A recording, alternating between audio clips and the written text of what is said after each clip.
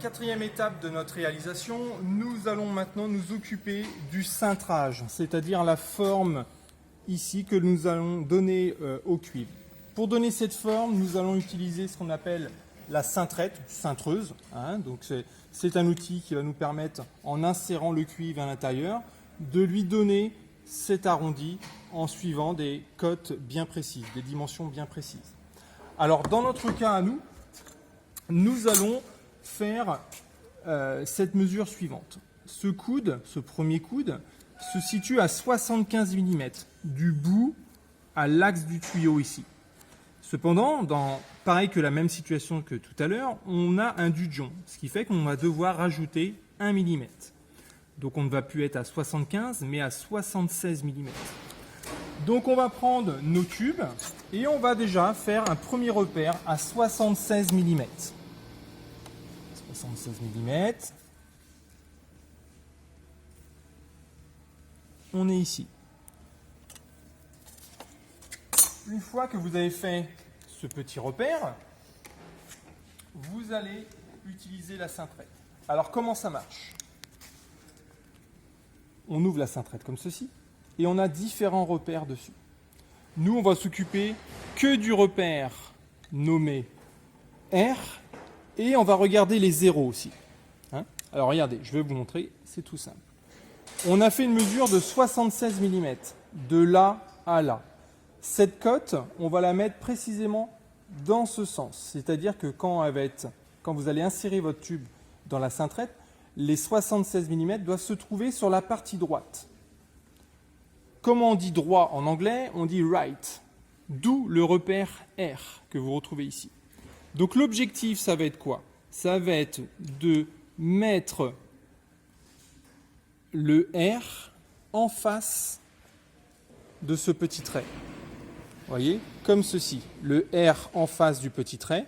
Et regardez, les deux zéros doivent être face à face. Une fois que vous avez fait ça, donc il faut être très précis, vous allez pouvoir amener votre zéro ici jusqu'au 90 degrés. Parce que la forme qu'on veut donner, c'est bien un virage à 90 degrés, un coude à 90 degrés. Et une fois que vous avez fait ça, vous maintenez fermement et gentiment, vous descendez jusqu'à ce que le zéro soit en face du 90 degrés.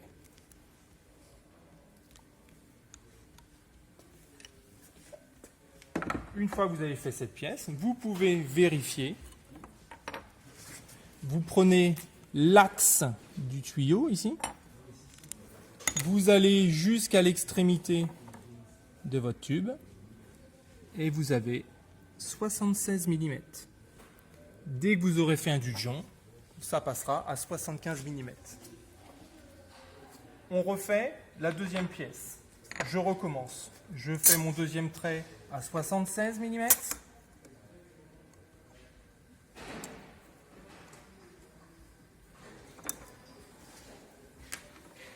Je prends ma cintrette. Je vais insérer mon cuivre en mettant ma cote de 76 mm sur la droite.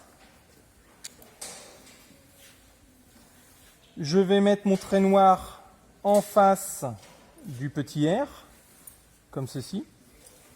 Les zéros sont face à face. Et je vais cintrer jusqu'à 90 degrés.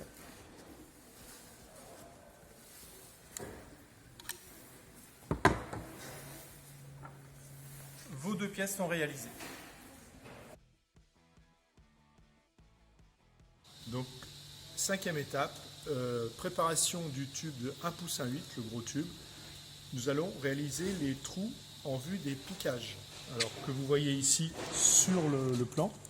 Donc le tube ici va être troué à deux endroits différents en vue d'insérer les tubes de 3/8. Le dessinateur a mis que les axes des deux trous sont à 75 mm du milieu. Donc il va falloir déjà trouver le milieu de ce grand tube. Rappelez-vous, on l'avait coupé non pas à 200 mm mais à 198. Donc 198 divisé par 2, ça fait 99 mm. Donc je vais d'abord trouver le milieu à 99 mm d'un bord. Pour que ça soit plus facile, je vais tracer une ligne sur mon tube. Alors, vous pouvez le faire de cette manière. Vous mettez votre tube dans l'étau sans trop serrer pour ne pas écraser le tube. Donc c'est juste maintenu dans l'étau. Vous approchez votre réglet du tube, vous le mettez en contact. Vous prenez votre feutre indélébile et vous tracez une ligne sur le tube. La ligne étant tracée, alors elle n'est pas complètement tracée, excusez-moi, on va reprendre.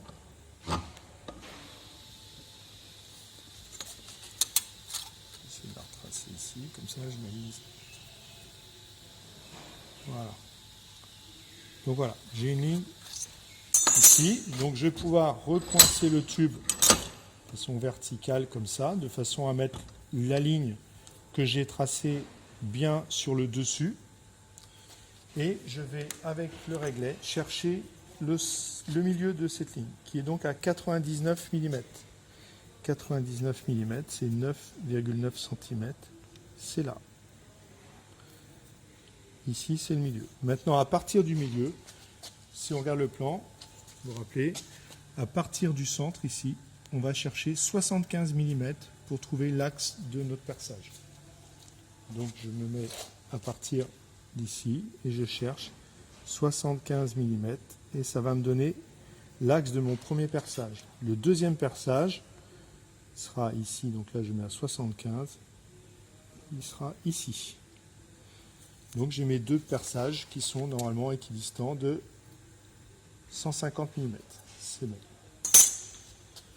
Je vais faire ce qu'on appelle, je vais donner un coup de pointeau pour que la perceuse ne glisse pas lorsque je vais commencer à trouer. Pour faire le pointeau, c'est cet outil donc, qui est pointu. Vous serrez donc votre tube quand même. L'étau n'est pas très bien réglé. Alors, pas trop fort, toujours, on ne veut pas déformer le tube. On vient mettre la pointe sur la marque que j'ai faite. Et là, je donne un coup sec. Ça suffit, c'est juste une petite marque qu'on doit faire. Décidément, l'étau. Et là, même chose ici. Un coup sec. Alors maintenant, mes deux coups de pointeau sont faits. On va utiliser, on ne va pas faire un trou directement au diamètre du tube. On va faire ce qu'on appelle un avant-trou avec un petit foret. Pour ça, on va utiliser une visseuse qui fait perceuse. Visseuse et qui fait même percussion dans les murs. Donc on ne va pas utiliser ce mode-là, on va plutôt se mettre ici sur le milieu ici qui montre un foret. Avec cette touche ici, vous pouvez changer le sens de rotation. Donc ici, dans le sens inverse des aiguilles d'une montre, je dévisse, ou je ne peux pas percer dans ce sens-là. Pour percer, il faut que ça tourne dans le sens des aiguilles d'une montre, comme ça. Pour mettre le foret, avec votre main, vous tenez le foret et vous l'introduisez donc dans le mandrin. Comme c'est un petit foret, vous pouvez l'introduire vraiment assez loin. Et là, vous vous mettez en sens vissage et vous maintenez, avec votre doigt, vous maintenez la partie plastique ici, de façon à ce que le mandrin se resserre sur le foret. Une fois que c'est comme ça, vous prenez à pleine main et vous donnez un petit coup de voilà. Donc là, le foret est serré dedans. Maintenant, je vais percer. Donc pour ça, je me mets bien sur la petite trace que j'ai faite avec le coup de pointeau. Je me mets le plus vertical possible dans les deux sens, hein, comme ça et comme ça. Et je me mets en vitesse 2. Non, je peux montrer ici. Je me mets en vitesse 2, c'est-à-dire à grande vitesse. Alors, au début, je vais doucement. Et puis quand je vois que ça a bien pris, voilà, je me mets en grande vitesse. Et voilà, premier avant-trou. Deuxième avant-trou, alors là, j'ai un petit problème avec l'étau, il sert mieux de ce côté-là, donc je vais me mettre de ce côté-là. Voilà, et je refais la même chose.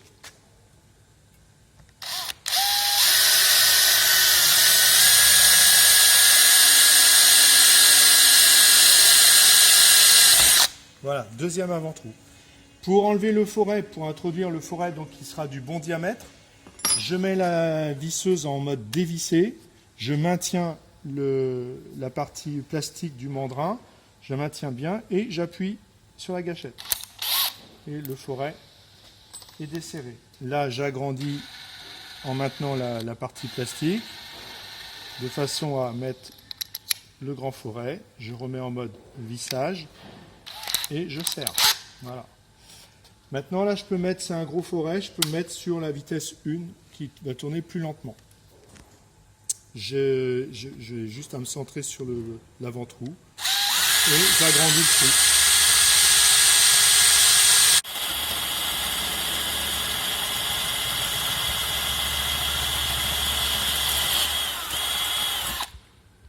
Donc, ici,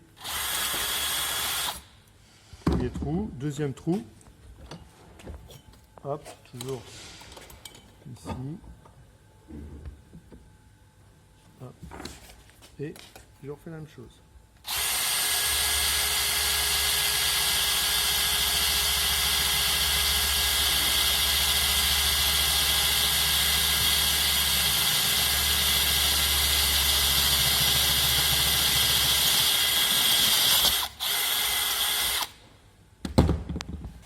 Voilà. Alors, est-ce que le tube 3/8 rentre? C'est pas sûr. Alors, c'est le cas parce que le forêt est un forêt de 9,5 et le tube c'est 9,52. Mais bon, en travaillant un petit peu, ça rentre. Voilà.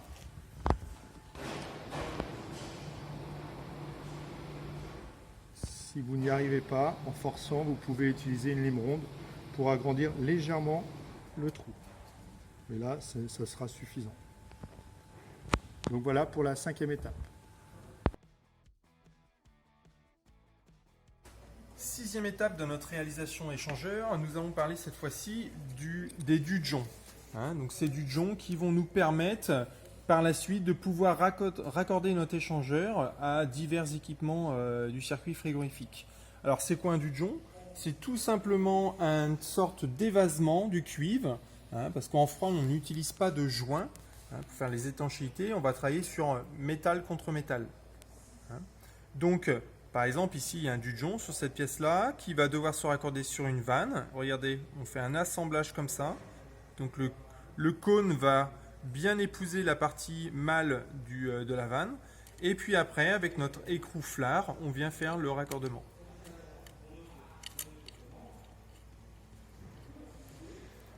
Donc après, avec 2 clés à molette, on vient faire notre serrage et on assure une très bonne étanchéité du circuit grâce à ce dudgeon. Donc là, nous allons apprendre à réaliser ça, le dudgeon. Notamment sur ce premier coude ici, ce premier piquage que nous allons réaliser. Donc je reprends nos pièces que nous avons au préalable réalisées.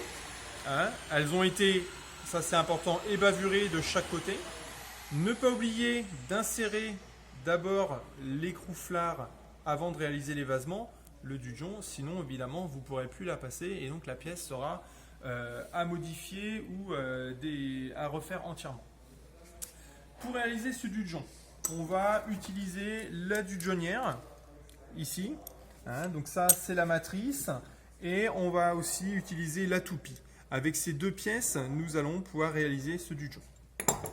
Alors, sur la matrice, on voit qu'on a différents diamètres indiqués dessus. Donc nous, on est sur un tube de 3/8, donc ça va se situer sur cet emplacement ici. Et vous remarquerez que on est légèrement conique au niveau de l'entrée ici, ce qui va nous permettre de créer un évasement. Attention, ce n'est conique que d'un côté. Ici, c'est plat, sauf pour ce diamètre-là où le cône a été fait de l'autre côté. Donc nous, on est en 3/8, donc on va venir insérer tout d'abord notre cuivre dans la matrice. On va le laisser dépasser, allez, de 2-3 mm, pas trop. Si vous le faites trop dépasser, le dudgeon va être mal fait, trop évasé et l'écrou flare ne pourra pas rentrer dedans. Donc on fait bien attention. Après généralement c'est avec l'expérience qu'on trouve le bon écart. Donc là moi je laisse toujours à peu près 2 mm. On va serrer correctement le cuivre en utilisant les petites oreilles de la matrice. Voilà. Donc là, on le serre relativement fort. Il n'y a pas besoin d'y aller trop fort non plus. Ça reste du matériel fragile. On va ensuite prendre cet équipement. On va l'insérer un quart de tour. Et après, je vais présenter ma partie conique et je vais la faire rentrer dans mon tube. Tout doucement. Je me mets bien en face, bien centré dans mon tube. Et une fois que je suis bien centré, bien positionné, je vais pouvoir venir réaliser mon cône. Donc là, il faut bien maintenir fermement la matrice. Hein, ça demande un petit peu de force, mais ça se fait très bien. Et on va y aller jusqu'à temps d'obtenir un cône de la bonne taille. Alors généralement, si vous avez bien positionné, vous pouvez aller quasiment en butée. Quasiment buté, et puis votre cône, normalement votre évasement est bien fait. Vous redévissez la matrice, enfin vous redémontez votre assemblage. On va sortir le cuivre.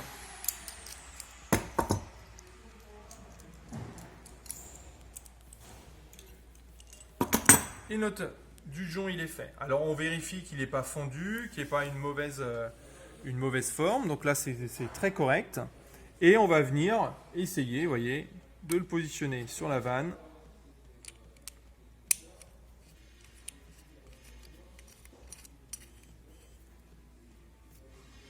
Voilà, le raccordement est fait. Alors, deuxième dujon, donc je fais les mêmes étapes que précédemment. Je vais réintroduire mon cuivre dans la matrice sur le bon diamètre, 3/8. Je vais le faire dépasser entre 2 et 3 mm. Je vais venir resserrer les oreilles. Je viens le verrouiller avec un outil. Comme ça. Voilà, donc j'ai bien introduit mon écrou auparavant.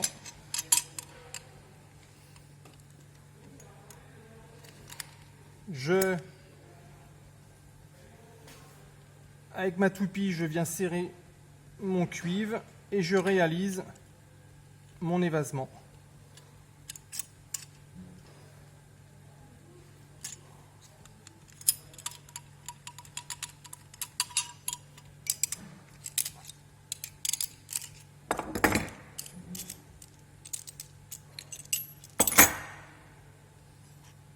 Et je m'assure que mon écrou passe bien. Voilà.